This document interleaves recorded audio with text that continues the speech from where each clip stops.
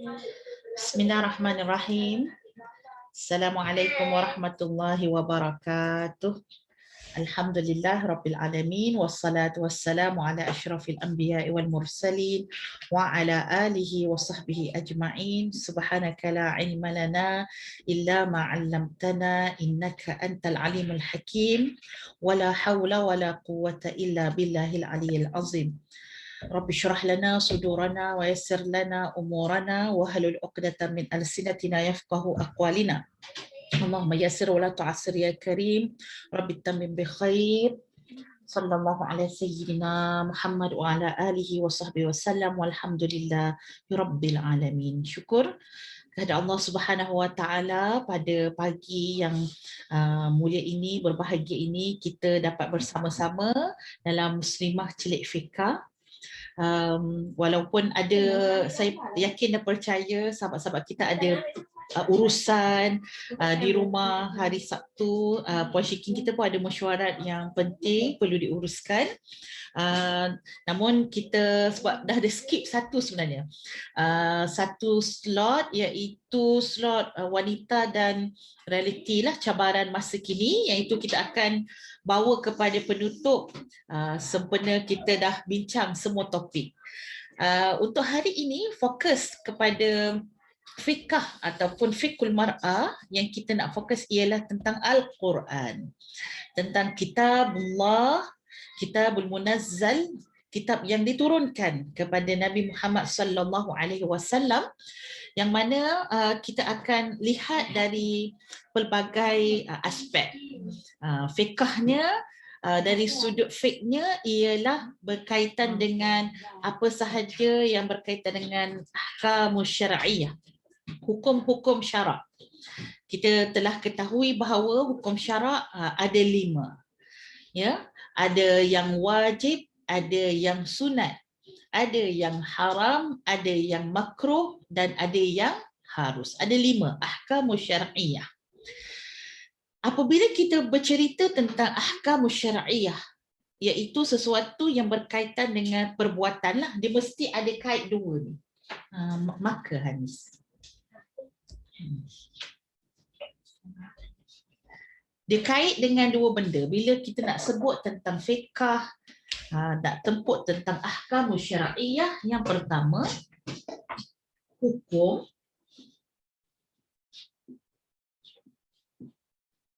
dan yang kedua apa kaitannya dengan perbuatan manusia ataupun perbuatan mukallaf.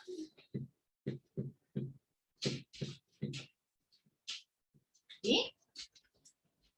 Di antara 2 ni, hukum dan perbuatan mukallaf, macam mana Puan Mazidah, boleh nampak tak? Hukum ke Ustazah tak berapa nak nampak yang belah kiri tak? Okey, Alhamdulillah. Okey, alhamdulillah. Okay, di antara hukum dengan perbuatan mukallaf ni dia ada kaitannya. Yang hukum yang kita sebut tadi ada 5. Hukum syarak. Hukum syarak ada 5. Yang pertama wajib. Yang kedua sunat. Kita ambil yang rendah sikit lah daripada tuntutan wajib. Ini pun tuntutan juga yang sunat. Tapi sunat ni dia tidak semestinya kita lakukan. Dan ada yang sebagai tegahan, iaitu haram. Ditegah secara pasti. Ada tegahan yang bukan secara pasti, yang namanya makruh. Okay, jadi 2 ni dia punya kembar dia. Wajib kembar dengan sunat, tapi yang ni pasti kena buat. Yang ni terpulang. Nak buat boleh, tak buat pun boleh. Yang ni pasti tinggal, tegahan. Tapi yang makruh ni, kalau eloknya ditinggalkan lah. Nombor 5, iaitu harus. So bila sebut hukum syarak, dia mesti duduk pada salah satu daripada 5 ni. Dan ini, hukum-hukum ini, bila kita cakap, dia tidak akan berdiri sendiri kecuali dia akan apa kita kata, berkaitan dengan apakah perbuatannya. Apa perbuatan mukallaf? Dia tak berkaitan dengan perbuatan manusia sebab ada manusia yang bukan Islam, betul tak? Bila manusia tu bukan Islam, dia tak terkaitlah dengan hukum ni. Contohlah, si Ahtong, ya? Uncle Ahtong dalam cerita Pipin tu kan. Uncle Ahtong tu, dia wajib sembahyang tak? Kita nak kata dia wajib sembahyang tak? Tak. Kenapa? Dia bukan mukallaf. Mukallaf ialah orang yang Islam, orang yang baligh dan orang yang berakal.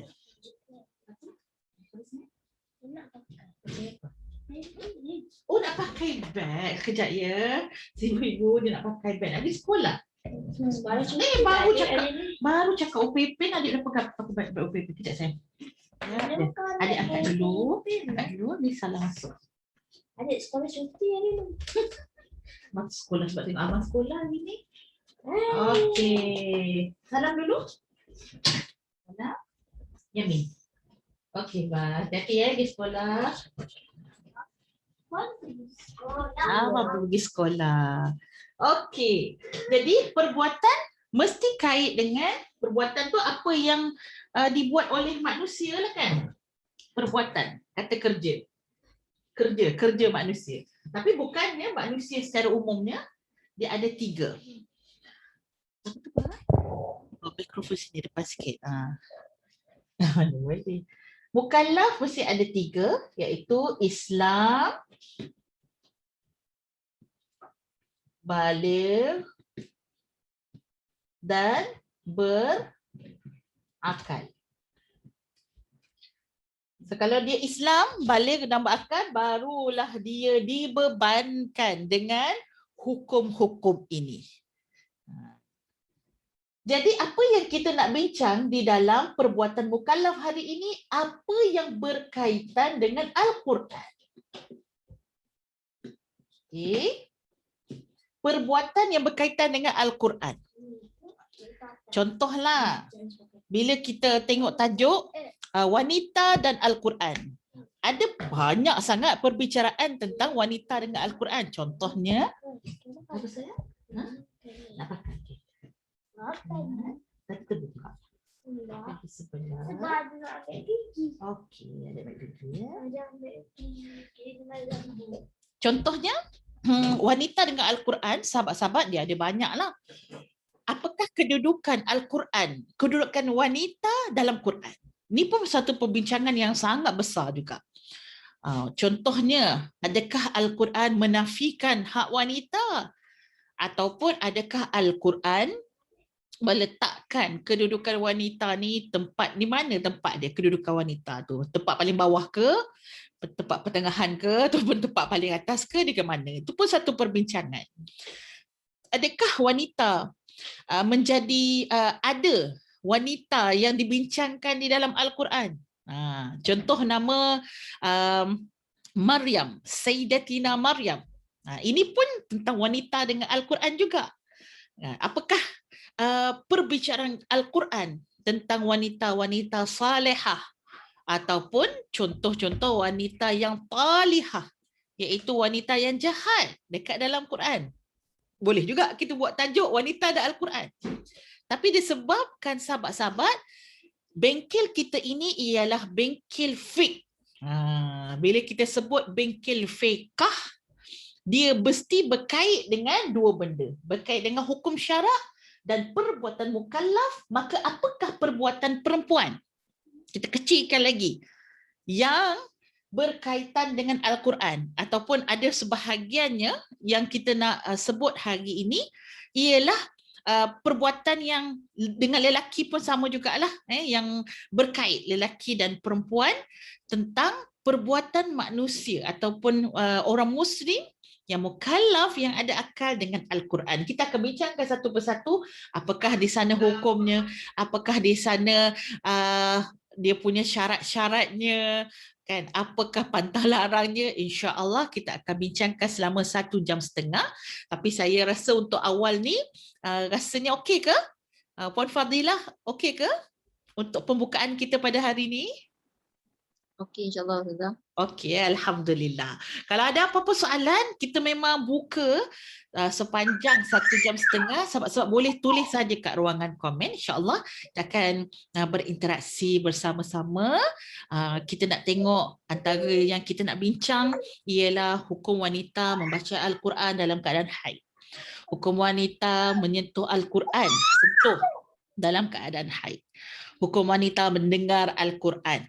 Kan? Hukum wanita membaca Al-Quran daripada telefon, daripada iPhone, daripada iPad, daripada tab.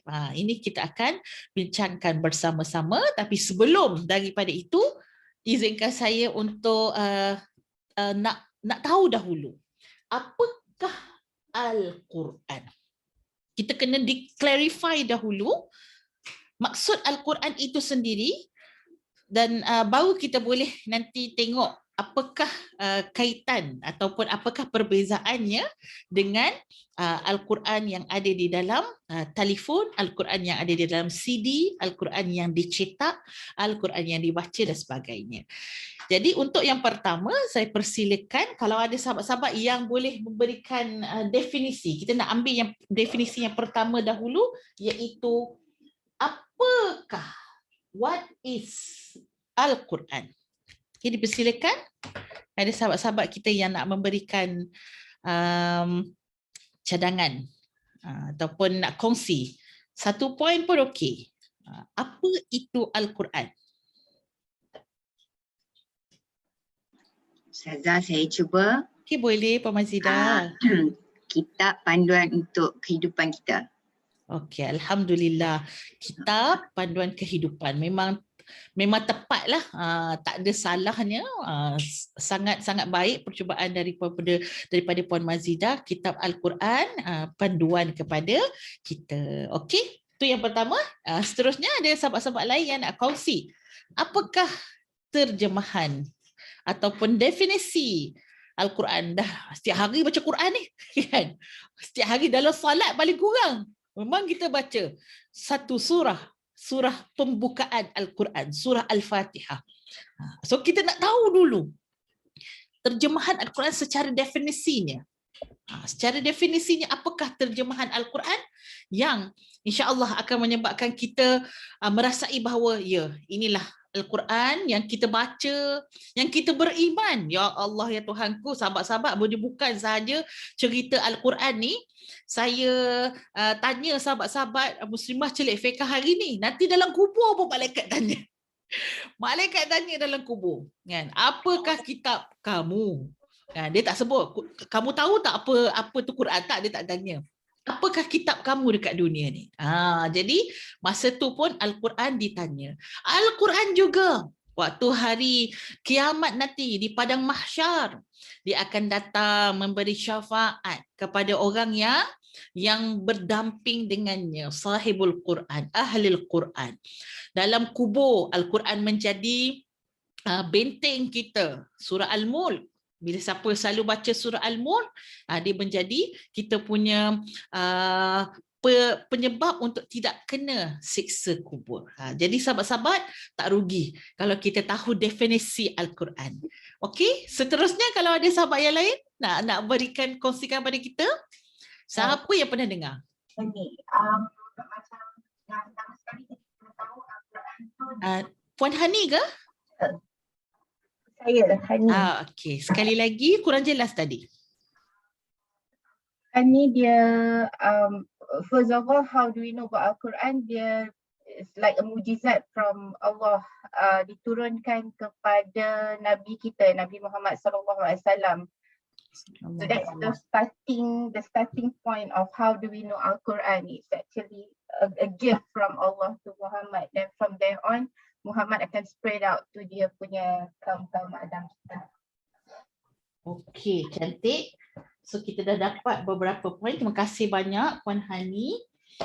Okay. Yang pertama tadi saya dengar daripada Puan Mazidah, kitab. Lepas tu saya ada dengar pedoman ataupun kitab panduan. Okey.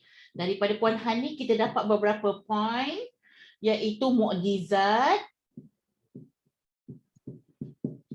Dan kita dapat juga poin daripada Puan Hani, Al-Quran itu Allah bagi kepada Nabi Muhammad. Lepas tu Nabi Muhammad sampaikan kepada kita. Spread the kitab. Okey?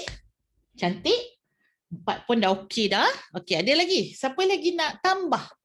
Apa lagi yang kita faham bila disebutkan Al-Quran dalam bahasa Arab dia Al-Quran. Macam ni. Qaf, Ra, Alif, Nun. Quran. Siapa lagi? Ada siapa lagi yang nak kongsi pada kita, sahabat-sahabat peserta Muslimah Celik Fiqah?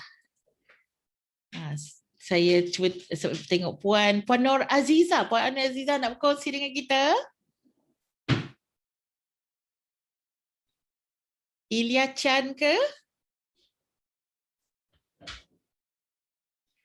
Puan Rosliza ada nak berkongsi dengan kita apakah terjemahan Al-Quran? Saya kira lah ya, 3, 2, 1. Tak adalah ya. Okay. Alhamdulillah. Terima kasih banyak-banyak atas perkongsian daripada Puan Mazida dan juga Puan Cik Ani tadi.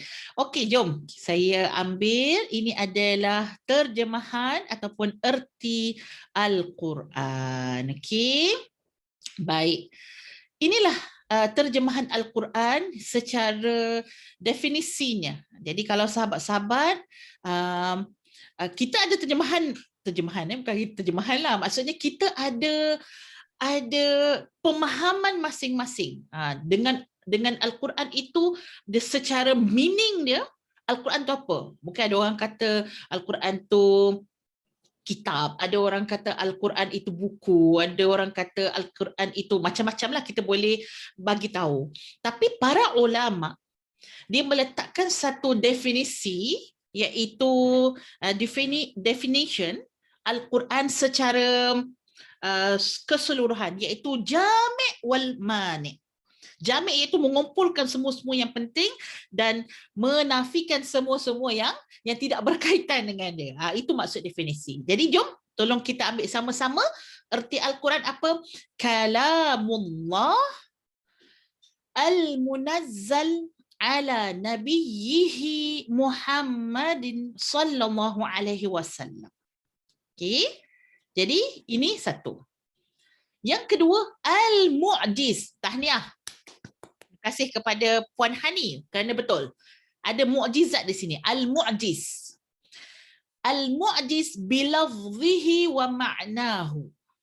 Al-muta'abbadu bitilawatuhu. Al-manqulun ilayna bitawatur. Al-maktub fil masahif. Min awwali suratil Fatihah ila akhir suratin Nas wa huwa at-ta'riful mukhtar. Okey, dia ada banyak takrif para ulama. Saya yang ni antara takrif yang sangat lengkap. Artinya saya baca dalam bahasa Melayu, kalamullah. So bila kita nak sebut apakah definition, what the meaning of Al-Quran, first thing first, mesti kita sebut dia adalah kalam Allah. Kalamun qadimun, kalam Allah yang qadim. Al-Quran adalah kalam Allah. Baik.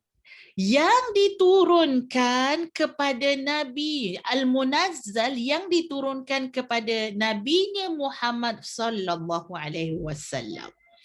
Jadi bila sebut Al-Quran, dia bukan yang diturunkan kepada nabi lain. Sebab ada juga nabi lain ada kitab. Tapi Nabi Muhammad dia dapat kitab yang khas yang namanya Al-Quran, yang ini khas kepada Nabi Muhammad. Al-mu'jiz iaitu dia adalah mu'jizat dengan lafaznya dan maknanya. Dia sangat-sangat istimewa, boleh melemahkan. Maksud mu'jizat ialah dia mampu melemahkan orang yang mendengar sama ada dengan lafaz ataupun dengan makna. Maksudnya dengan ayat Quran yang kita baca tu itu adalah lafaznya. Contoh kita baca Alhamdulillahi Rabbil Alamin. Itu lafaz. Maknanya apa? Maknanya segala puji bagi Allah. Pujian yang tertinggi bagi Allah. Tuhan sekalian alam. Alam apa? Alam manusia, Allah lah juga Tuhannya. Alam langit, Allah juga Tuhannya. Alam cakrawala, Allah juga Tuhannya. Alam binatang. Selalu tengok geografi kan? National Geography. Alam binatang. Siapa Tuhannya yang kita boleh tengok dan lihat betapa cantiknya kejadian alam ini, kejadian binatang. Siapa Tuhannya? Rabbil Alamin. Allah lah Tuhannya. Betapa indahnya teknologi yang pada hari ini kita boleh tengok. Hari ini belajar secara online. 2 tahun dah, hampir setahun lebih kita belajar online. Siapakah Tuhannya? Tuhannya adalah Allah Rabbil Alamin. Wa maknahu, maksudnya secara makna Al-Quran itu pun sudah mampu untuk melemahkan kita yang mendengar. Terasa hebatnya Allah, terasa kerdilnya kita. Al-muta'abbadu. Jadi saya tulis balik. Ini betul tahniah pada semua sahabat-sahabat. Yang ini secara lengkapnya mesti yang pertama sebut apa? Kalam Allah. Kalam Allah. Al-Quran, kalamullah. Yang kedua mesti sebut dia diturunkan kepada Nabi Muhammad.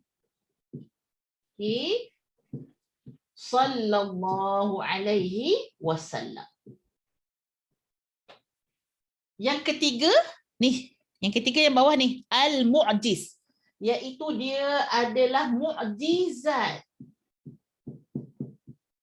Dengan apa? Dua-dua sekali. Sama ada dengan lafaz ataupun dengan makna. Yang keempat, al-muta'abbadu bitilawatihi, iaitu dia dikira sebagai ibadah siapa yang membaca dia. Membacanya, baca Al-Quran, dikira ibadah. Yang kelima, al-manqulu ilaina bitawatur, iaitu yang sampai kepada kita dengan jalan yang tawatir. Tawatur iaitu tawatir. Bitawatir, itu abang kata tawatur. Anak arif tawatir. Okey, bitawatir iaitu berperingkat-peringkat. Dia maksud beginilah sahabat-sahabat. Kalau kita tengok Al-Quran ini, dia ada dia punya sanad dia turun kepada ulama-ulama Al-Quran. Ulama qura yang membaca Al-Quran. Ada 10 bacaan.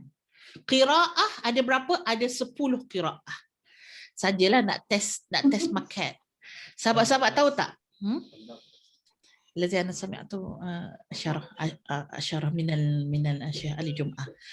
Okey, daripada sahabat-sahabat ada 10 bacaan qiraah Al-Quran.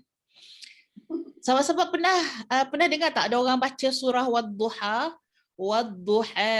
Wallaili idza saja? Pernah dengar tak? Dah kan? So ada, itulah qiraat. Bukan dia kenapa dia di Quran lain ke?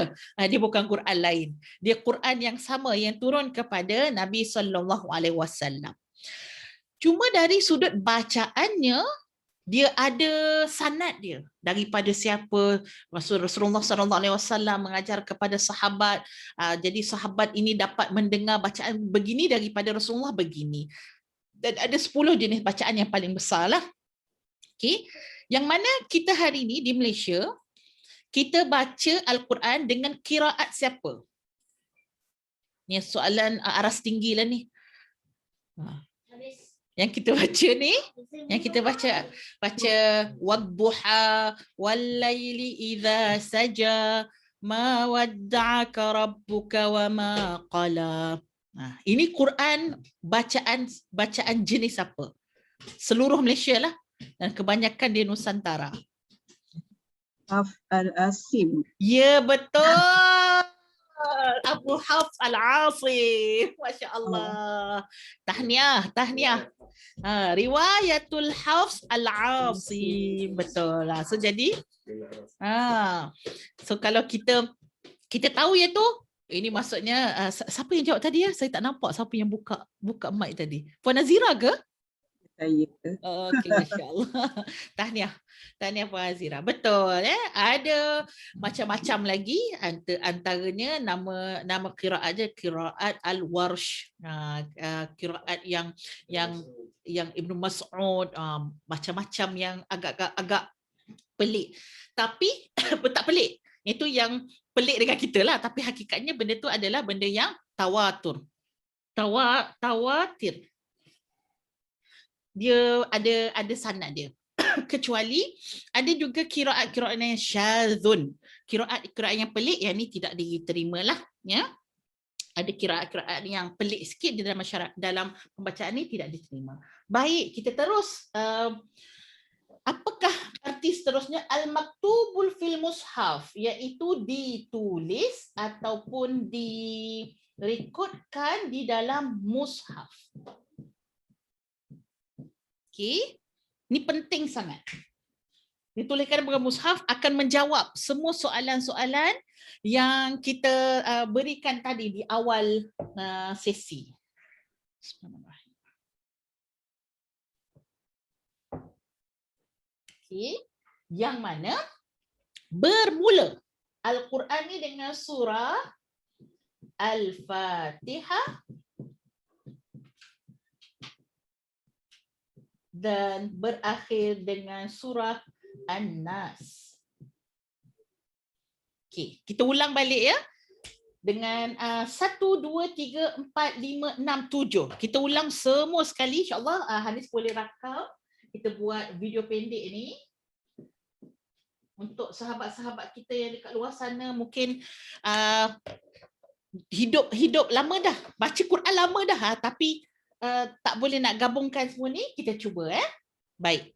Erti Al-Quran, definisi Al-Quran terdiri daripada 7 perkara.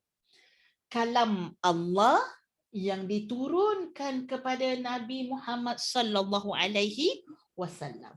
Dia merupakan mukjizat secara lafaznya dan juga secara maknanya. Membaca Al-Quran dikira sebagai ibadah.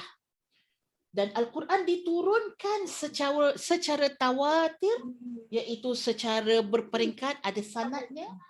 Ditulis ataupun direkodkan secara bertulis di dalam mushaf, yang mana bermula Al-Quran itu dengan surah Al-Fatihah dan berakhir dengan surah An-Nas. Okey. Cantik tak? Ada sahabat-sahabat nak cuba dengan 7 ini untuk memberikan bukan apa kita kata gambaran. Bila orang tanya tentang Al-Quran, kita boleh sebut. Saya persilakan kalau Puan Fadilah. Puan Fadilah nak cuba daripada awal sehingga akhir. Apakah erti Al-Quran?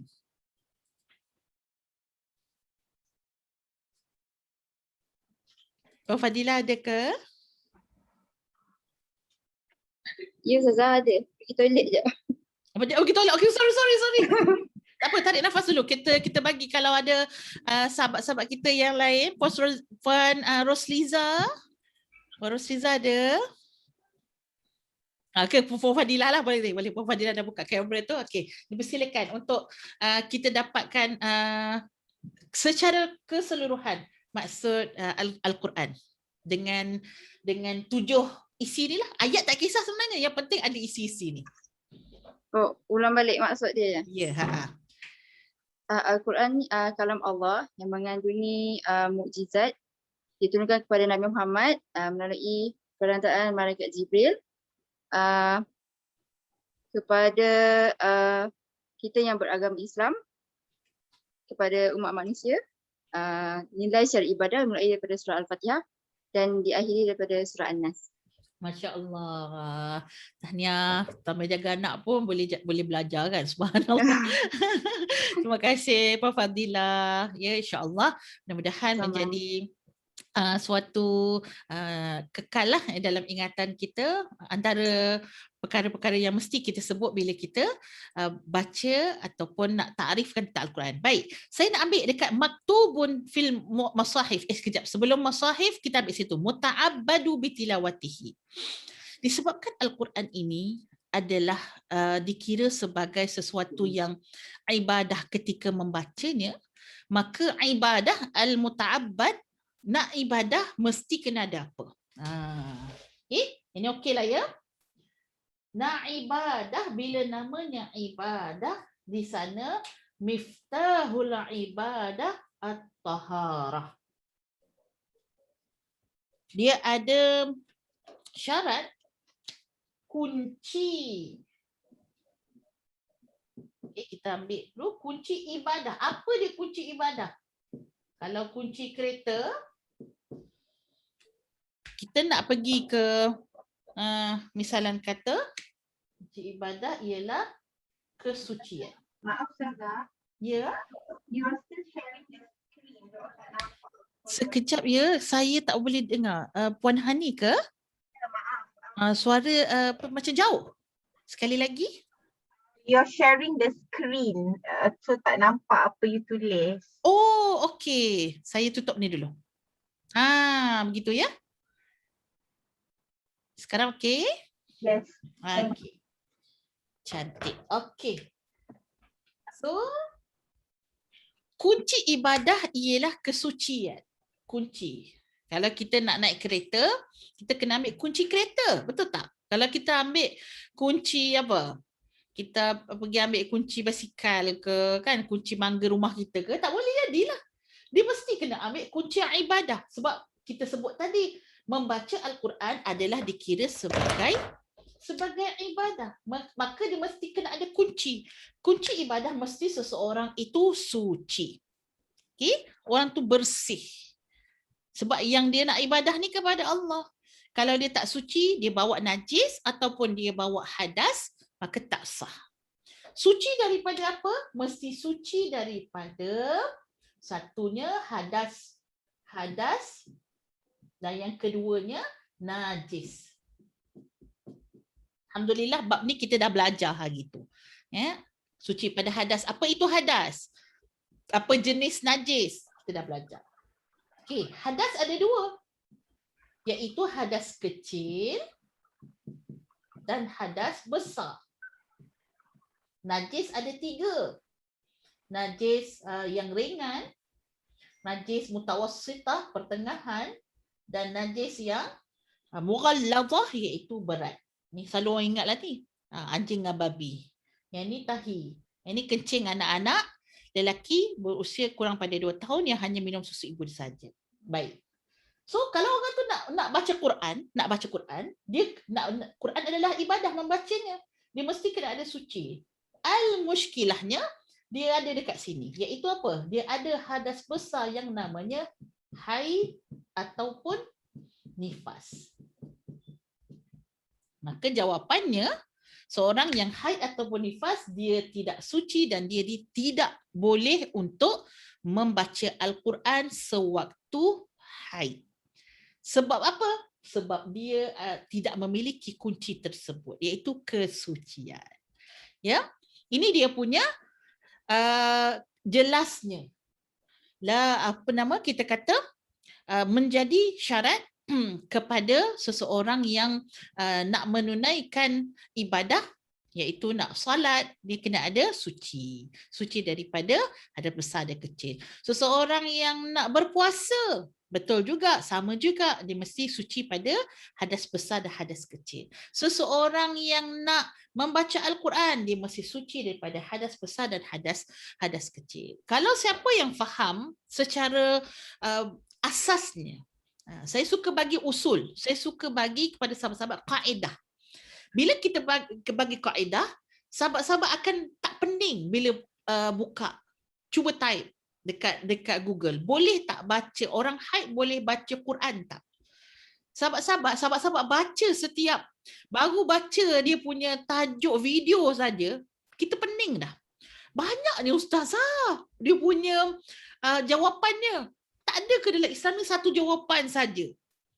Kita bagi tahu bahawa dalam Islam ini memang ada perkara yang dah ijma' para ulama. Ada perkara yang tidak ada ijma', maka di situ mesti ada pendapat-pendapat. Ada dalam pendapat mazhab Syafi'i lain, pendapat mazhab Hanafi lain, pendapat mazhab Maliki lain, Abu Hanifah lain. Okey? So, dalam pendapat-pendapat yang banyak ini, kita kembali kepada kaedah, dan kalau kita melihat kepada mazhab Imam Syafi'i, mazhab Syafi'iyah yang diajar kepada kita supaya kita faham dulu apa asasnya. Apa dia punya kaedahnya. InsyaAllah apa-apa sahaja persoalan boleh jawab apabila kita faham kaedah. So bila kita faham kaedah ni, kunci ibadah adalah suci, maka settle kita punya permasalahan. Maka sahabat-sahabat Nabi SAW daripada hadis, seorang wanita itu apabila datang haid, la tusalli wala tasum. Dia tidak boleh salat dan dia tidak boleh berpuasa. Begitu juga dengan membaca Al-Quran, iaitu adalah ibadah, maka dia tidak boleh membaca Al-Quran. Baik, kita kongsikan. Ini jawapan yang kedua. Soalan. Bukan jawapan, soalan yang kedua. Okey. Tentang apa? Takrif tadi, kita ambil balik takrif tersebut. Aduh.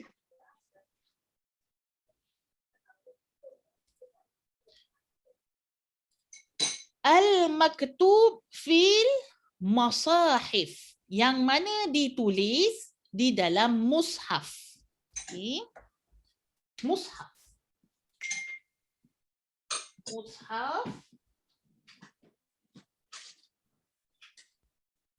yang mana ditulis dalam mushaf. Baik. Ini boleh ambil kakak apa nama, terjemahan Al-Quran.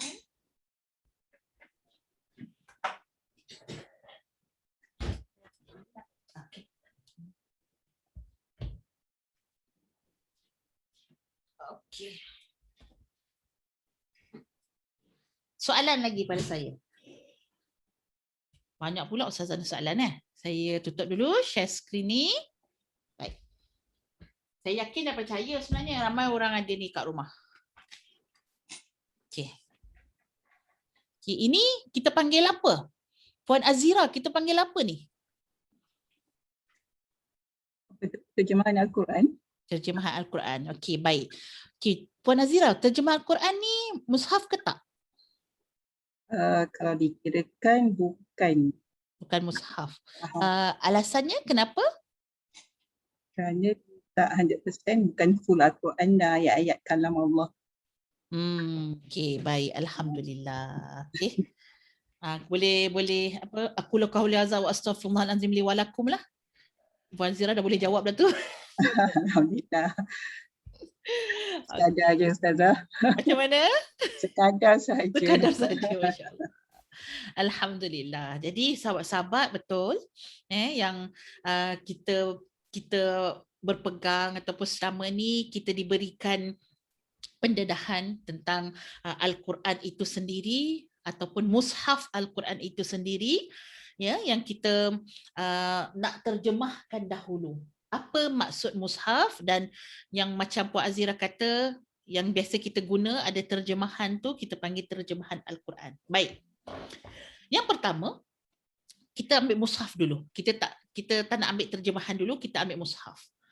Mushaf iaitu hakikatnya ini di realiti ya. Di realiti Quran ni sebenarnya apa yang diturunkan dan dia duduk dekat dada kita. Yang kita hafal secara verbally sebenarnya. Sebab sahabat-sahabat, Al-Quran diturunkan kepada Nabi SAW melalui malaikat Jibril. Nabi hafal terus, betul tak? Nabi tak tulis dulu. Sekejap malaikat Jibril nak tulis dulu. Tak. Nabi hafal terus. Maksudnya di mana? Hakikat Al-Quran itu apa yang dihafal di dalam dada. Ikutlah ada musuh-musuh Islam yang punya sakit hati dengan Islam, dia bakar semua Al-Quran yang ada di dekat dalam dunia ni. Dia bakar buku, mushaf Al-Quran yang ada dalam dunia ni. Soalannya, adakah Al-Quran sudah habis di dunia? Jawapannya tidak. Kerana Al-Quran apa yang duduk di dalam dada-dada orang Muslim. Sebab itu yang mereka lakukan ialah untuk membunuh umat Islam itu sendiri. Kerana apabila membunuh umat Islam itu sendiri, maka sebenarnya dia sedang memusnahkan Al-Quran yang ada di dalam hati orang Islam. Orang musuh Islam boleh cuba menghilangkan apa sahaja trademark ataupun signal syair Islam, tapi dia tak boleh nak hilangkan iman dalam hati orang Islam. Ini yang mereka tak mampu untuk buat. Mereka boleh buat macam-macam, tapi akhirnya bila mereka melakukan sesuatu yang nak ubah sesuatu tu, tapi rupanya Islam dia bukan duduk pada teknologi. Islam dia tak duduk pada kertas. Islam dia tak duduk pada video, tapi Islam dia duduk dalam hati orang Islam. Dia duduk dalam jiwa orang Islam. Itulah kekuatan agama Allah Subhanahu wa taala. Keimanannya adalah apa yang ada di dalam diri kita. Jadi sahabat-sahabat, bila berlaku zaman Saidina Umar, zaman Saidina Umar ni, dia dengan kekuatan Saidina Umar itu sendiri, dengan keberanian Saidina Umar itu sendiri, banyak futuhat yang telah dibukakan. Iaitu negara-negara Islam masuk ke dalam negara-negara yang bukan Arab. Okay? Mula masuk orang Afrika dalam Islam, iaitu orang Habsyi, orang yang kulit-kulit hitam ni, Sudan, apa lagi, Zimbabwe, semua yang gelap-gelap dah mula masuk. Dah mula juga masuk dalam golongan orang-orang yang bermata sepet. Orang Rusia, orang Jepun, orang Cina dah mula masuk. Mula juga masuk kepada golongan yang Nusantara, yang jauh daripada kota kita kata semenanjung Arab, yang mana bahasanya sangat jauh daripada bahasa Arab. Maka pada masa itu Saidina Umar, subhanallah, sangat-sangat bijak. Dia masuk, dia buat saja. Dia berani kan memberikan pembukaan Islam itu kepada kota-kota bukan Arab. Orang Ajam, orang yang bukan Arab dah banyak masuk Islam. Maka bila Saidina Umar wafat, masuklah zaman pemerintahan Saidina Osman. Saidina Osman ni orangnya sangat-sangat lembut dan orangnya sangat-sangat teliti. Dia kata, kalaulah Al-Quran ini tidak dibukukan, orang Islam yang masuk makin ramai. Makin yang ramai tidak ada asas tentang bahasa Arab, sebab Al-Quran diturunkan dalam bahasa Arab. Maka mesti dibuat suatu usaha, iaitu membukukan Al-Quran. Maka terjadilah pembukuan Al-Quran, iaitu mushaf Al-Quran pada zaman Saidina Uthman, yang digelar sebagai Mushaf Resam Osmani. Mushaf Resam Osmani.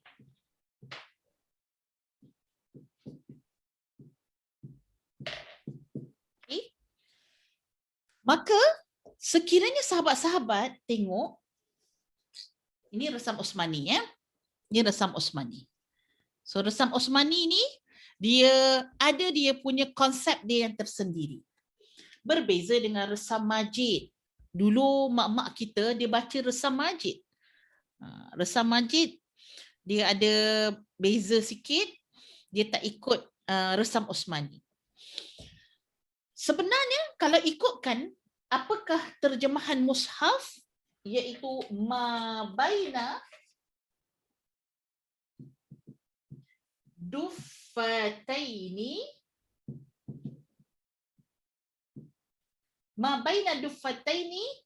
birasmil Uthmani.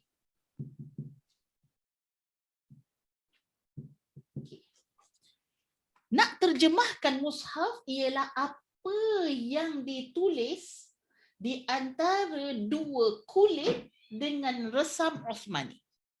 Okay. Ini kulit, dan ini kulit. So, apa yang dicetak di antara dua kulit dengan resam Osmani, yang ini dinamakan sebagai mushaf. Okay. Setakat ni clean and clear. Tu jenama. Jenama cuci muka. Puan Hani, sekarang ni okey kan? Kalau ada siapa ada persoalan, okey ke Puan Hani sekarang ni? Boleh digest saya belajar. Alhamdulillah boleh. Macam mana? Boleh. Alhamdulillah boleh. Alhamdulillah. Okey, Ya. cantik. Baik, kalau Puan Hani dan saya rasa sahabat-sahabat yang lain pun sama. Kalau ada soalan boleh je unmute mic. Kita boleh bincang sama-sama. Sekarang saya nak masuk lebih dalam sikit. Sekejap sebelum tu, bila kita dah tengok begini, maka terkeluarlah mushaf Al-Quran itu. Kan dia kata al-maktubu fil masahif, yang mana ditulis di dalam Al-Quran, yang mana terkeluar daripadanya mushaf Al-Quran iaitu telefon. Telefon yang ada Al-Quran, waktu kita buka Al-Quran, software pula, apps Al-Quran dekat telefon kita masa tu dikira sebagai mushaf ataupun tidak? Puan Rosliza. Puan Rosliza bersama dengan kita.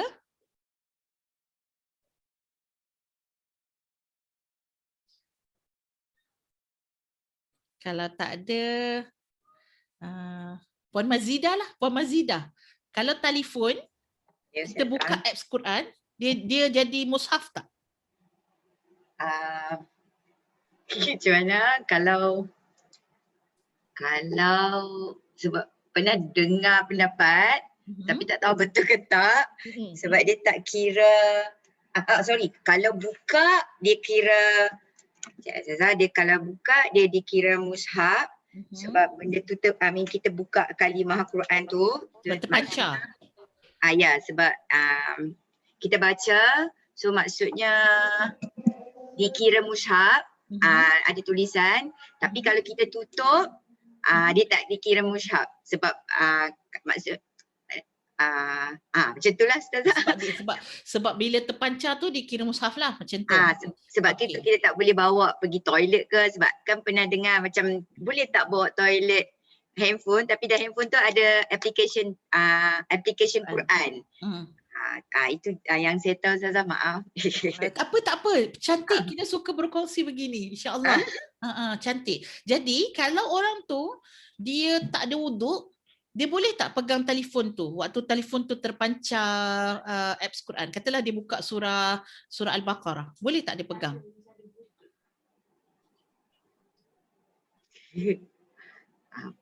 Rasa Boleh kot, Ustazah. Boleh kalau tak ada wuduk, ya? Ya. Okey, baik. Allahumma salli ala Muhammad.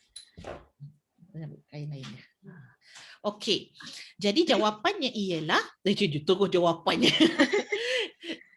Itu sebab kata kita pergi balik kepada kaedahnya. Kaedahnya mushaf ialah sesuatu yang ada di antara dua kulit. Jadi ini pentafsiran para ulama. Maka kalaulah sebab teknologi ni sahabat-sahabat dia akan berubah-ubah. Hari ni, zaman kita hari ni, kita ada software Al-Quran, kita ada apps Al-Quran. Kalau zaman sebelum ini kita ada tape, kan? Tape yang besar gedabak tu, tape Al-Quran. Ada selepas pada tu ada CD, kan? CD 30 juzuk Al-Quran. Ikutlah bacaan Syekh Syekh Abdul Basit ke, Syekh siapa lagi? Masyari Rashid ke, kan? 30 juzuk ni kalau letak bawah boleh langkah tak? Puan Syida boleh bersama dengan kita? Cik Puan Syida. Ustazah, maaf Ustazah, baru je join. Itulah saya Sebab saya ingat pukul 12. Sorry, minta maaf sangat-sangat. Kami lah tersilap.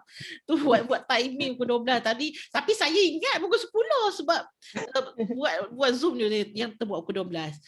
Okey, soalan pada saya ulang balik.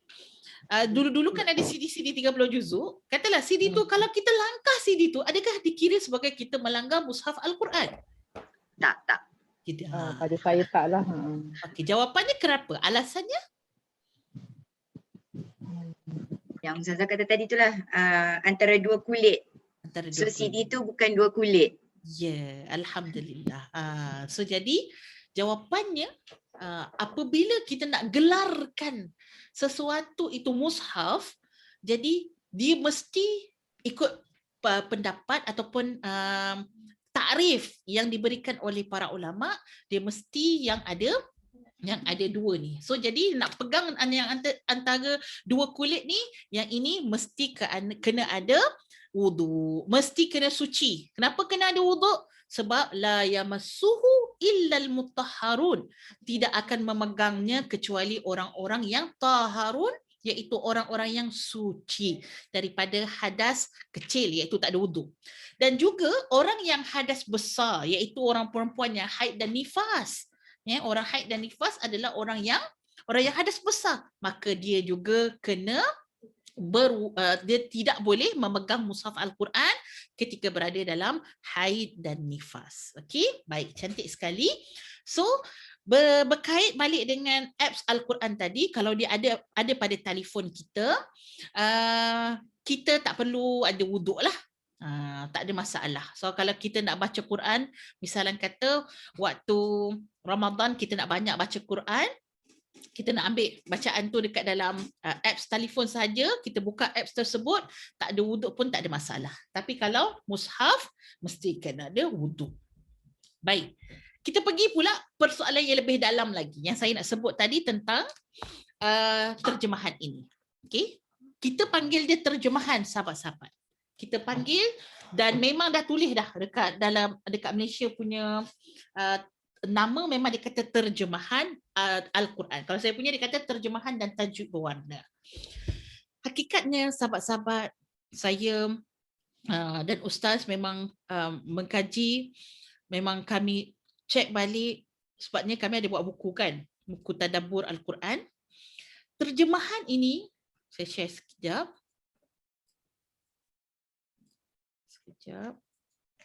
Terjemahan ya. Okay. Terjemahan Al-Quran. Terjemahan Al-Quran ialah maksudnya menterjemah ayat-ayat Al-Quran dari bahasa Arab, sebab Al-Quran diturunkan dalam bahasa Arab, ke bahasa lain dengan menjaga makna tafsir ayat tersebut. Dalam mazhab Syafi'i tidak dibenarkan menterjemah Al-Quran satu demi satu perkataan. Ini dalam mazhab kita ni, mazhab Syafi'i. So kadang-kadang saya pun macam pelik juga kan. Kita kat Malaysia ni mazhab Syafi'i. Sepatutnya kita tak panggil lah ni terjemahan. Tapi kenapa yang ni boleh? Sedangkan kita bukan terang satu persatu. Sebab yang kita punya ni, perkataan yang paling sesuai untuk kita kata ni ialah tafsir dah. Jom. Saya ajak sahabat-sahabat buka, kalau ada Quran lah depan, kalau ada Al-Quran, kita ambil ayat muka surat pertama, muka surat ketiga je. Contohnya pada perkataan pada ayat yang sikit. Tak nampak sangat. Okey. Ustazah, ayat berapa Ustazah? Ayat 17 boleh kita tengok, sebab saya nak cari yang ada ayat yang ada kurungan. Yang ada kurungan. Ayat 17 surah Al-Baqarah. Ataupun ayat 19 tu pun boleh juga. Ayat 19 pun lagi cantik lah. Okey. Saya bacakan dulu dia punya ayat Quran dia kan. Ayat 19 A'udzubillahi minasyaitonirrajim. Au kasaybin minas samaa'i fihi dhulumatun wa ra'dun wa barq yaj'aluna asabi'ahum fi adhanihim minas sawa'iqi hadharal maut wallahu muhitum bil kafirin. Sadaqallahul azim. Maksudnya atau seperti dalam kurungan orang yang ditimpa hujan lebat daripada langit yang disertai kegelapan, petir dan kilat. Mereka menutup telinga dengan jari jemari. Dalam kurungan lagi sekali sahabat-sahabat, menghindari. Ini saya punya terjemahan menghindari. Suara petir itu kerana takutkan mati. Dan Allah meliputi orang yang kafir. Baik. Kalau kita tengok dalam ayat ini, au kasayyibin minas sama'i, ataupun seperti sayyib. Sayyib tu adalah hujan lebat. Dalam bahasa Arab ni nama hujan ni macam-macam nama. Matar pun hujan kalau kita belajar kat sekolah kan. Sayyib ialah hujan, tapi hujan lebat dengan hujan macam kita lah, hujan renyai, hujan lebat, hujan petir kan lain kan. Jadi sayyib ni maksudnya hujan lebat.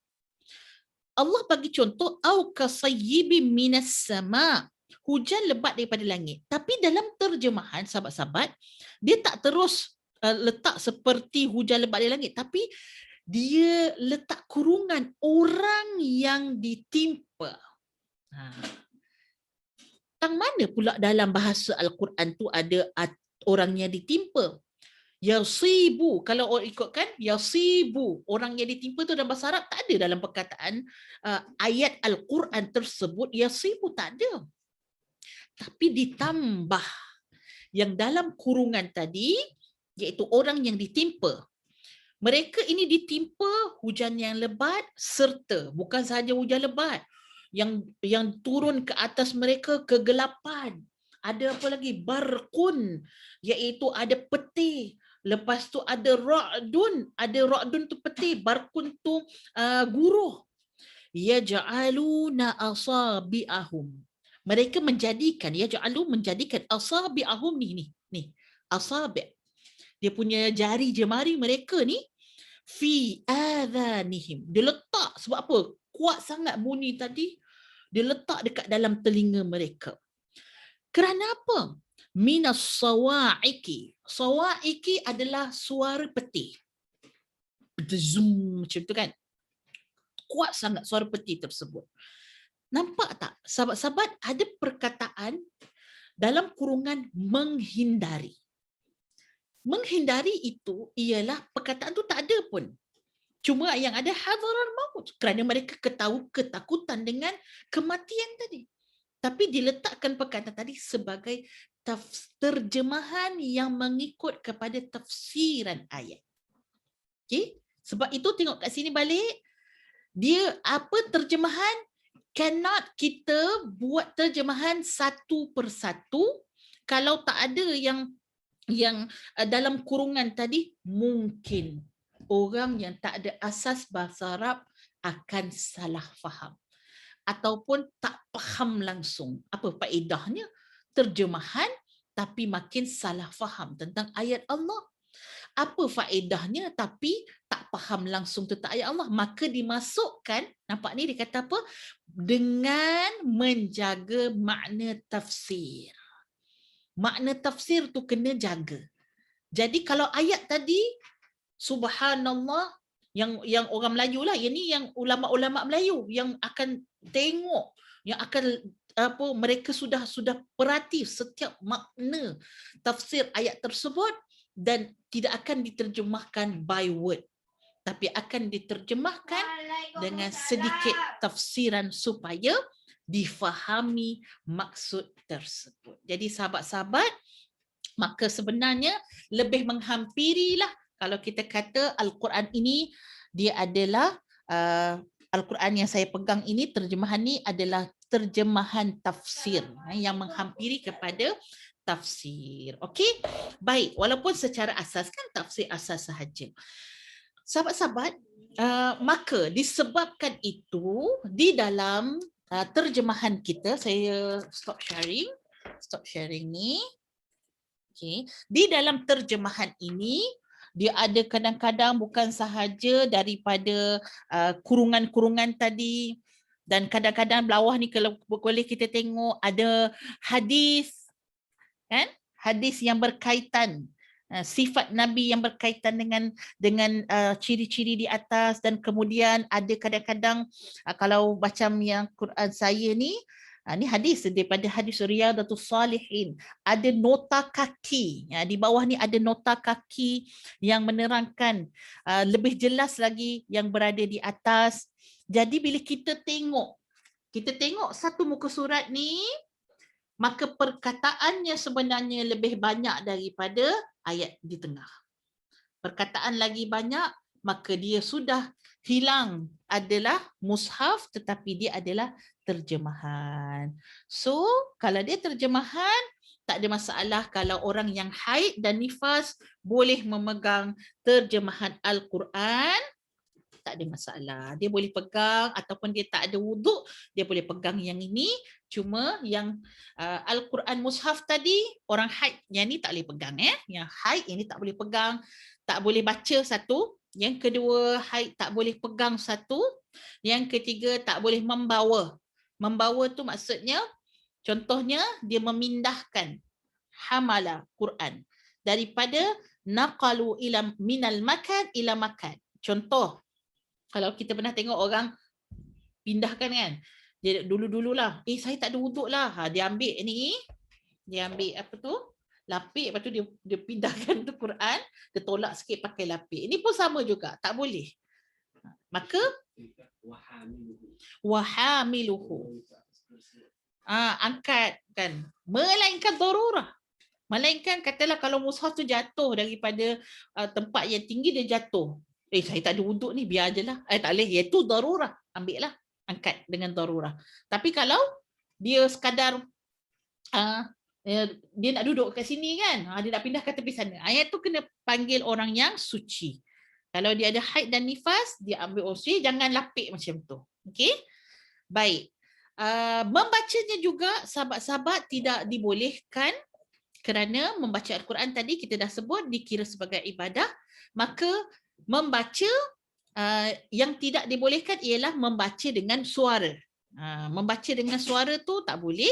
Tapi kalau yang nak baca dalam hati, baca dalam hati, kan? Contoh dalam hati dia ikut. Macam kita dah hafaz surah Yasin, bila orang baca Yasin kita akan ikut kan? Yasin wal Quranil Hakim. Dalam hati kita boleh, tak ada masalah. Janganlah sampai tutup telinga pula tak nak dengar kan. Kita dah haid, tak nak dengar sebab apa, takut nanti terikut dah hati. Tak apa. Yang dalam hati tak ada masalah. Ataupun kita kumat kamit mulut kita macam kita baca. Tapi tak ada suara. Contoh,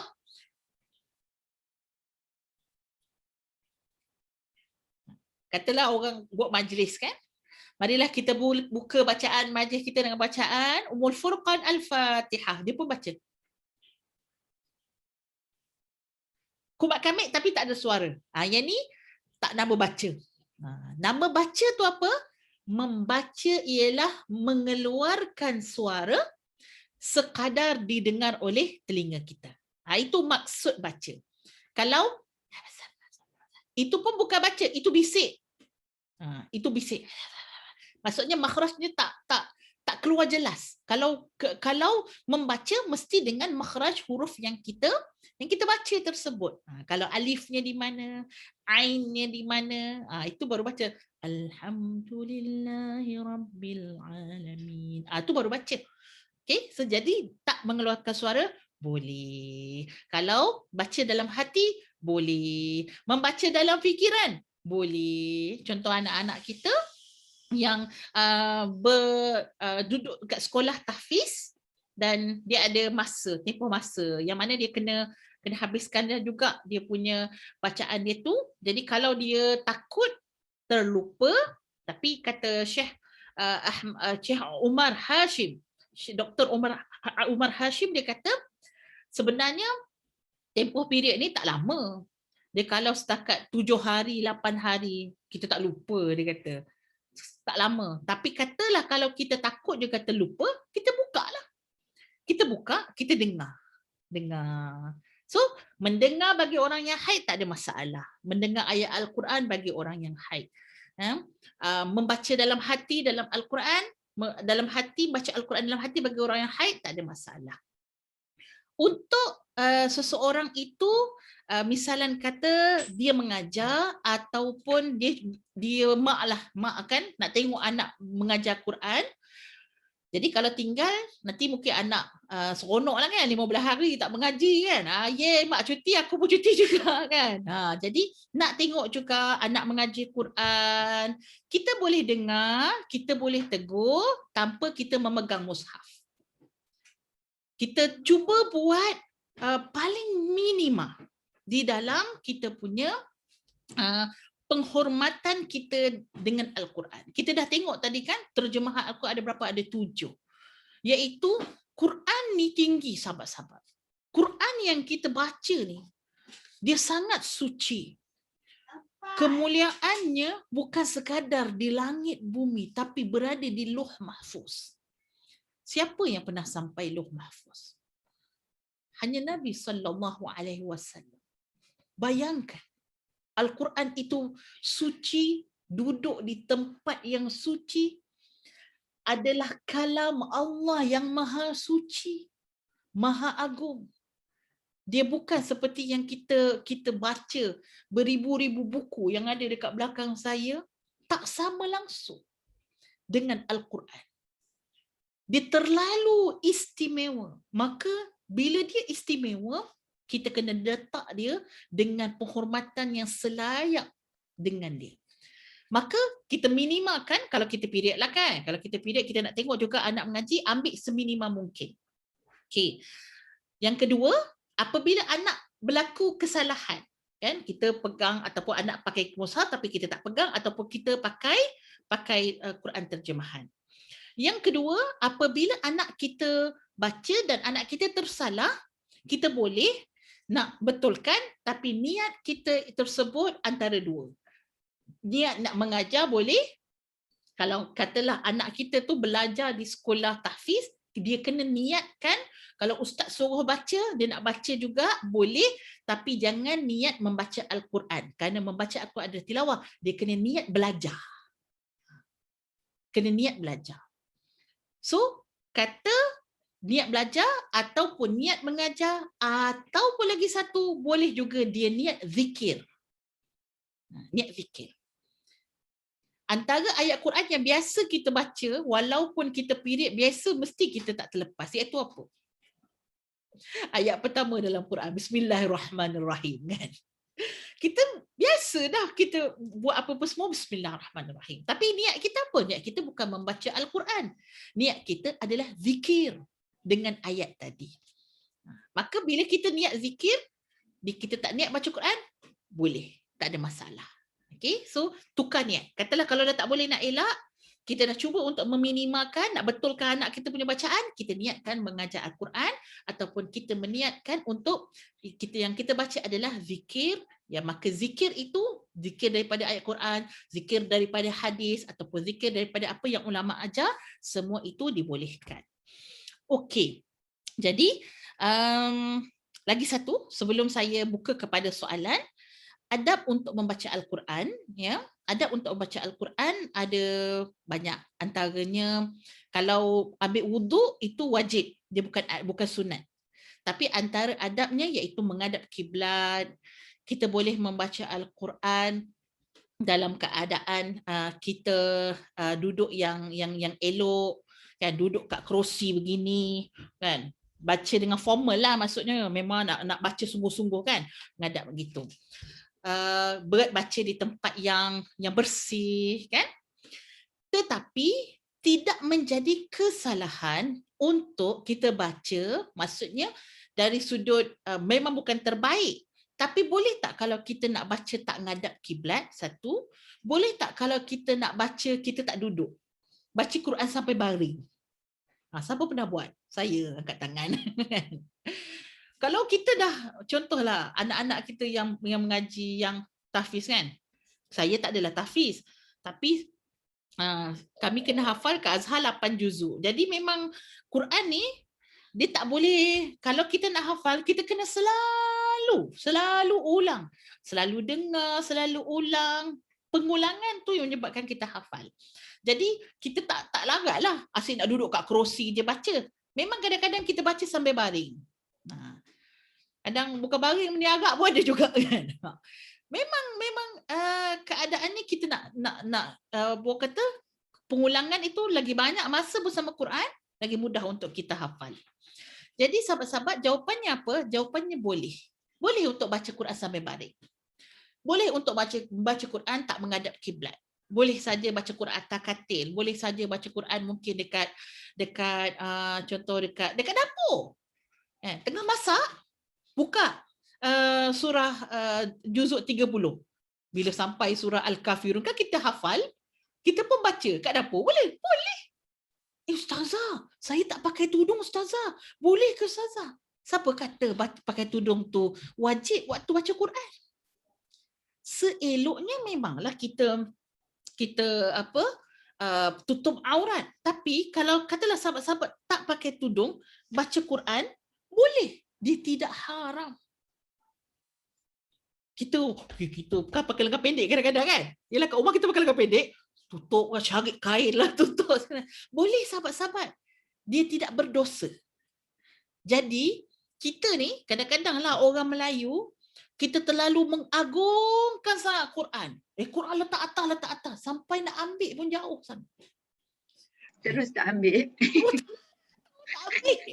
Sebab apa? Tinggi. Mulia. Mulia sangat. Dah tahu mulia, ambil lah. Dah tahu mulia. Tapi macam rasa takut. Ketakutan dengan Quran tu terlampau.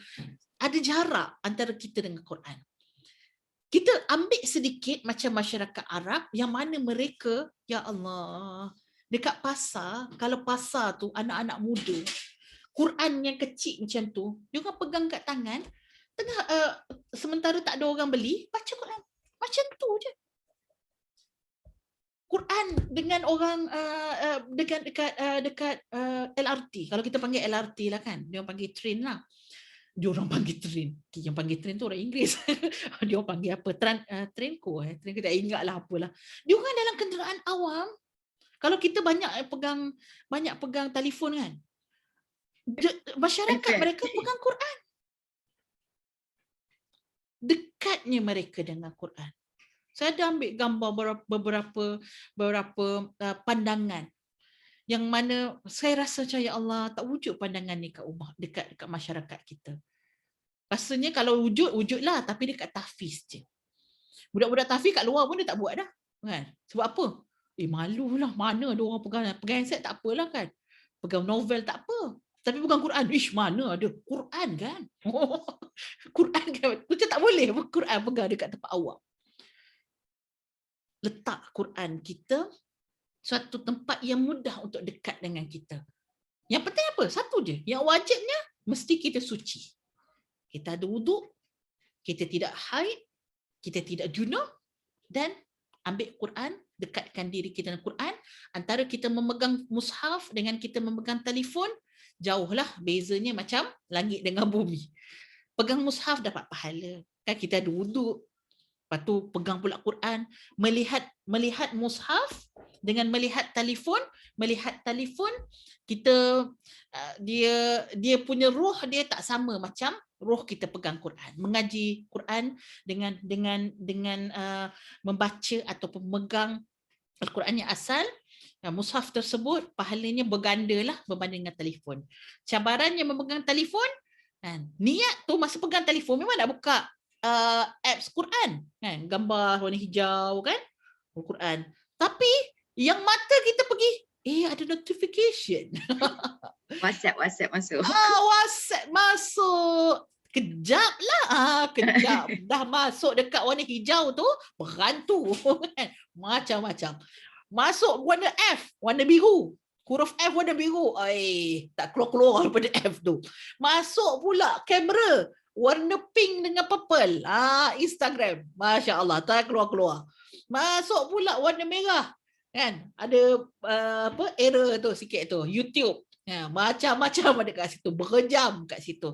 Allahu Akbar, fitnah akhir zaman, mencuri masa, iaitu hakikatnya dia sedang mencuri umur kita. Umur kita makin jauh dengan Al-Quran, masyarakat kita makin jauh dengan Al-Quran, dan sesi ini sahabat-sahabat wanita dan Al-Quran, jom kita yang pertama kita dendangkan Al-Quran di rumah kita. Ini paling-paling utama. Sama ada kita sendiri, sama ada nak dendangkan pendengarkan Al-Quran itu pada sesuatu masa. Cuma saya kalau kita dengar Quran ni, kita kena ada hormat lah. Maksudnya kalau kita tak ready, contohnya kita masa itu nak bercakap-cakap, nak berbual dengan anak, dekat TV pula buka lagu-lagu dangdut dan sebagainya, tak sesuai untuk buka Quran. Sebab bila kita buka Quran, suasana tu mesti sesuai. Kita memang boleh dengar, kita tak ada nak bersembang apa-apa, ataupun kalau saya pun saya tak setuju juga buka Quran sepanjang masa, sebab kadang-kadang dalam rumah macam-macam benda kan. Ada satu waktu yang kita buka. Ada satu waktu yang kita pendengarkan Al-Quran. Membaca Al-Quran dalam satu keluarga. Zuhur dulu baru asar. Okey. Kemudian dalam bilik air jangan baca Quran. Dalam bilik air jangan baca Quran. Sewaktu bersama dengan suami jangan buka Quran. Ini semua perkara-perkara yang tidak sesuai dengan kesucian Al-Quran untuk kita bukakan. Okey. Jadi sahabat-sahabat, saya rasa saya nak buka lebih sikit pada sahabat-sahabat untuk sesi soal jawab. Kita ada lebih kurang dalam 10 minit begitu. Saya persilakan dahulu kalau ada soalan. Ustazah, kalau macam kita bila semua orang dah tidur kan, tentu kita buka Al-Quran, yang radio Al-Quran tu. Apa pendapat Ustazah? Masa rumah tu memang senyap lah kan, semua orang dah tidur. Saya dah siap. Tapi semua orang dah tidur lah. Semua orang dah tidur. Siapa yang buka ni? Kalau semua orang dah Yang tidur. kan ada yang sekarang ni radio Al-Quran kan, Buka kita sendiri. boleh on setiap masa kan. Oh, Yang tu. Yang macam tu lah radio Okey. Al-Quran. radio Al-Quran tu buka setiap masa, jadi sentiasa di apa orang kata, ada laungan Al-Quran lah. Tapi waktu tidur lah biasanya, maksudnya semua orang dah nak pergi tu, jadi macam anak saya lah, dia suka buka Al-Quran tu. Saya tak tahu, mungkin dia takut ke apa kan, tapi macam tu lah. Dia akan suka lah buka Al-Quran. Tapi kami semua dah tidur lah. Dia satu keluarga tu dah tidur lah. Jawapan pada saya, ini secara peribadi saya, kalau saya taklah, saya tak buka. Satunya sebab apa? Sebab kalau peribadi saya sendiri, saya tak buka kerana bila saya dengar Quran, saya bukanlah orang yang memahami sampai dalam, tapi sekurang-kurangnya saya bila dengar ayat tersebut, saya faham dari sudut apa sebenarnya yang Allah nak bagi tahu tentang azab ke, tentang cerita ke. Jadi kalau otak saya tak boleh tidur. Ceritanya macam ni. Masa tu saya pergi saya ceramah, jadi tidur kat hotel. Lepas tu mak saya ni rupanya saya belikan radio Quran tu lah untuk dia, warna merah. Beli kat Jalan Tar.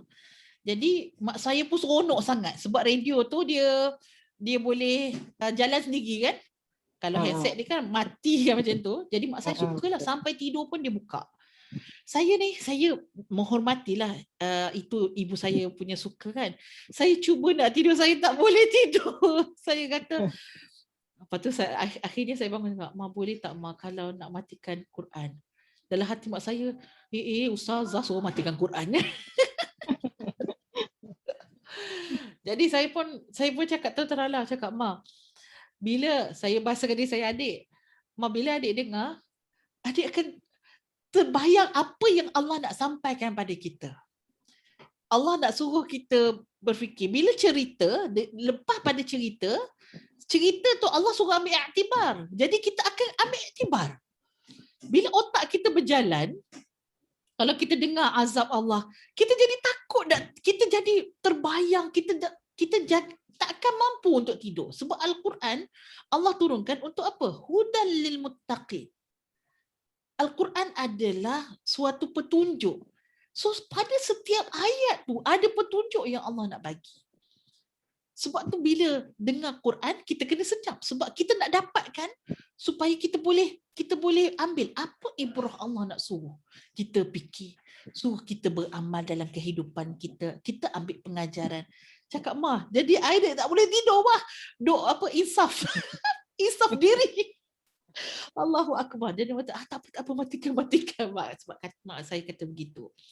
Jadi sahabat-sahabat, Al-Quran ini dia memang syifa, dia boleh menyembuhkan penyakit, dia boleh menjadi ayat wiqayah, iaitu ayat pelindung kita daripada kejahatan iblis. Macam kita baca dalam qul a'udzu birabbil falaq min syarri ma khalaq wa min syarri ghasiqin idza waqab wa min syarri naffatsati fil 'uqad wa min syarri hasidin idza hasad. Allah suruh kita minta perlindungan pada Allah daripada 4 perlindungan. Perlindungan apa? Perlindungan daripada kejahatan, syarri. Kejahatan ada 4. Yang pertama, kejahatan daripada kejahatan makhluk. Ada makhluk ni, bukan semua berikan kebaikan, ada makhluk beri kejahatan. Kejahatan malam. Apa kejahatan malam? Kejahatan malam, binatang-binatang buas yang keluar pada waktu malam, binatang berbisa keluar pada waktu malam. Yang ketiga, kejahatan daripada sihir. Sihir pun biasa akan datang pada waktu malam, minta dengan Allah juga. Dan yang keempat, kejahatan daripada orang yang dengki. Minta dengan Allah, tapi dia bukannya untuk macam mantra. Dia bukan mantra yang untuk protect kita punya baca rumah kita ataupun diri kita waktu tu kita sepanjang tidur kita baca Quran. Dia bukan macam tu, dia tak sama. Dia adalah menjadi protect tu sebab masa kita baca kita wa'i. Wa'i ni maksudnya kita tahu apa yang kita baca dan kita baca ayat Quran tadi dengan pengharapan, dengan niat. Dia bukan halwa telinga. Tapi boleh kita nak dengar sepanjang masa, tapi kena tengok pada keadaannya. Kalau kita tak dapat ambil manfaat, maka kuranglah faedah daripada pendengaran tersebut. Sebab kalau kita tidur, kita boleh ambil manfaat tak? Akal kita tidur kan? Dah tidur dah, tak ingat apa dah. So matlamatnya tu tak sampailah. Tapi sekiranya ada yang biasa buat, tak ada masalah lah. Wallahu ta'ala a'lam. Okey ke Puan Syida? Okey. Terima kasih. Alhamdulillah. Ada soalan seterusnya. Assalamualaikum Ustazah. Assalamualaikum warahmatullahi. Ustazah nak tanya, tadi Ustazah ada cakap kalau kita niat belajar, kita boleh baca. Okey, kalaulah kita ni bukan sangat pelajar, macam belajar bertaranum lah contohnya. So ketika itu kita haid. So maksudnya kita boleh niat juga belajar dan bertaranum. Okey. Boleh. Dia menuntut ilmu ini, dia bukannya bersyarat secara formal yang berdaftar dengan sekolah, berdaftar dengan KKM ataupun dengan IPTA, tapi apabila kita ada syarat-syarat tadi, iaitu kita ada guru, syaratnya kita adalah murid, syaratnya ada sistem ataupun subjek apa yang kita nak belajar, maka sebenarnya kita adalah seorang pelajar, talibul ilmi. Jadi kita boleh untuk berniat dengan niat belajar. Boleh, tak ada masalah. Terima kasih Ustazah. Terima kasih Puan Mazidah. Dah tua-tua baru nak belajar taranum. Seronok. Belajar taranum sekurang-kurangnya kita nampak kan keindahan Quran mana yang nak naik nak turun tu kan. Cantik sangat, subhanallah. Okay, ada lagi soalan yang lain? Kalau yang rasa segan nak tulis dekat ruangan chat pun boleh. Tak ada masalah.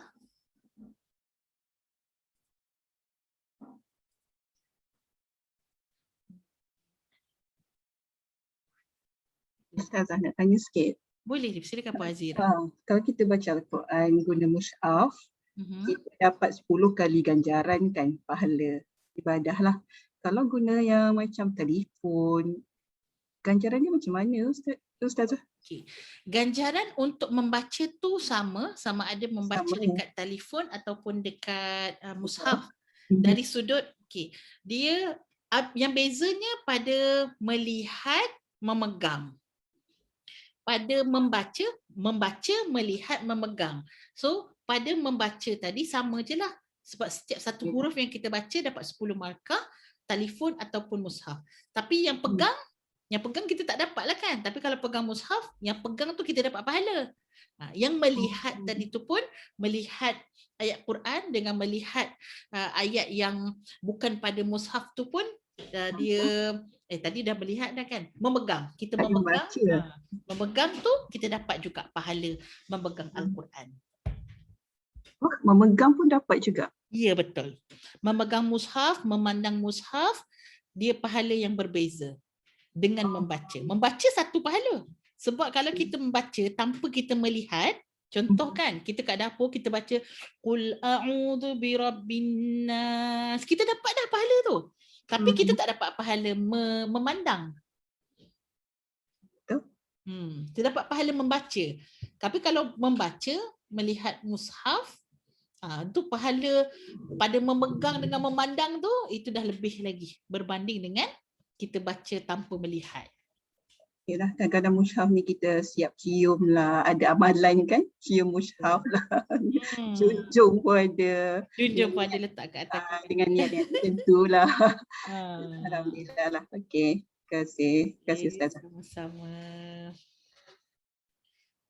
Okay. Ada soalan yang terakhir mungkin saya rasa daripada sahabat-sahabat Muslimah Celik Fiqah.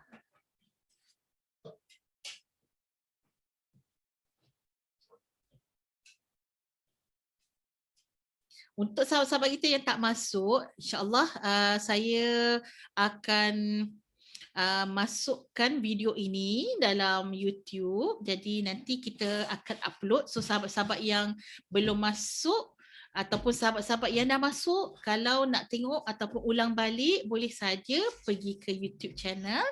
Saya jemputlah untuk subscribe YouTube channel kami, Ustazah Nurul Hidayah.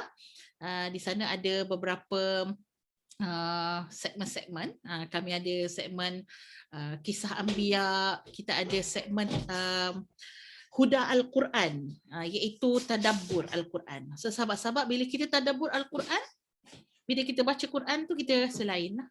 Sekarang kami tadabbur pukul 6.30 pagi, kita baru masuk 2 episod untuk surah Al-Mulk. Kita baca setiap malam kan? Faham tak apa yang kita baca kan? So kalau kita faham, kita baca, subhanallah, sangat-sangat takut. Bukan sangat-sangat ni, kita takut baca surah Al-Mulk tu. Cerita pasal neraka, bertanya, cerita neraka bergelegak, neraka terpecah-pecah kerana marah sangat. Kenapalah korang ni tak taat Allah? Baca tu Allahu Akbar. Jadi semua video yang Huda Al-Quran, kita dah habis dah juzuk 30, kita dah letak dekat YouTube. Jadi sahabat-sahabat tengah masak ke apa, boleh playlist tu, tekan je on semua. InsyaAllah boleh dengar sikit-sikit. Kalau lagi cantik, kena ambil Quran. Lagi cantik, Quran ada depan mata dengan terjemahan. Dengar tu jadi boleh nampak. Sebab memang agak berat.